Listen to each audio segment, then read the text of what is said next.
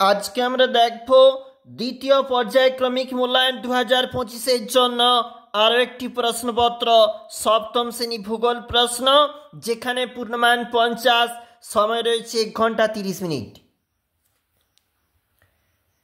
একের দাগে প্রশ্ন, সঠিক বিকল্পগুলি থেকে উত্তরটি নির্বাচন। 1x5। ক্ষয় প্রতিরোধকারী শিলা হল উত্তরাবী রূপান্তরিত শিলা।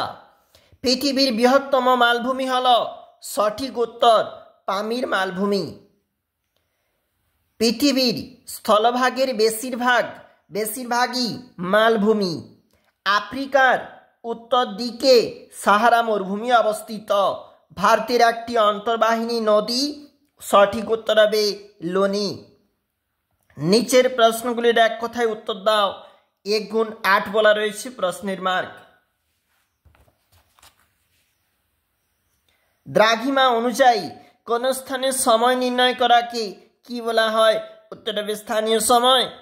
আফ্রিকা মহাদেশের সর্বোচ্চ শৃঙ্গের নাম মাউন্ট কিলিমাঞ্জারো। কোথায় পৃথিবীর প্রথম মানুষের উদ্ভব হয়েছিল? পূর্ব আফ্রিকাতে। পৃথিবীর সুগভীর গিরিখাত কোনটি? Grand canyon. জাম্বেসি নদীর দৈর্ঘ্য কত? 2574 কিলোমিটার। পৃথিবীর ছাদ কাকে বলে? পামির মালভূমিকে পৃথিবীর ছাদ বলা হয়। মাটিতে কি থাকে? বাতাস 25%, জল 25%, 45% খনিজ এবং জৈব পদার্থ থাকে 5%। মিশরের রাজধানীর নাম কি? কায়রো। অনধিক 30টি শব্দে উত্তর দাও যে নিচের প্রশ্নগুলি 2x5।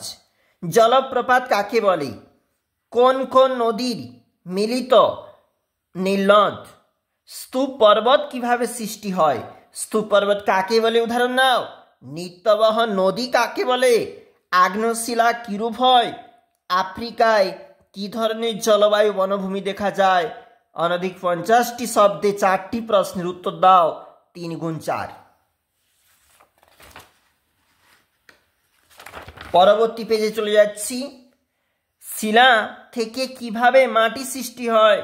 মিশরকে নীল নদীর দান বলা হয় কেন? নিত্যবহ অনিত্যবহ নদীর মধ্যে বা কাকে বলে বলেছে? আর্যদের জনজীবনে মালভূমির 3টি প্রভাব লেখো। নিত্যবহ নদী কাকে বলে? সাহারা মরু অঞ্চলে বৃষ্টি হয় না কেন? নিচের প্রশ্ন অনধিক 80টি শব্দের প্রশ্ন, যেখানে 3টি প্রশ্ন করতে হবে। 5 নাম্বার করে রয়েছে। মানব জীবনে পর্বতের প্রভাব আলোচনা করো। সাহারা মরুভূমির যে কোনো 2টি ভূমিরূপের বর্ণনা দাও। এছাড়াও প্রশ্ন, আদর্শ নদী কাকে বলে?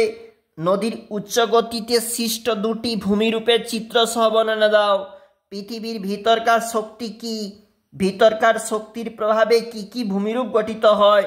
এছাড়াও অন্তিম প্রশ্ন, যেখানে বলেছে রূপান্তরিত শিলা সম্বন্ধে বিস্তারিত আলোচনা করো। আমরা দেখছিলাম সপ্তম শ্রেণী, যেখানে ভূগোল প্রশ্ন।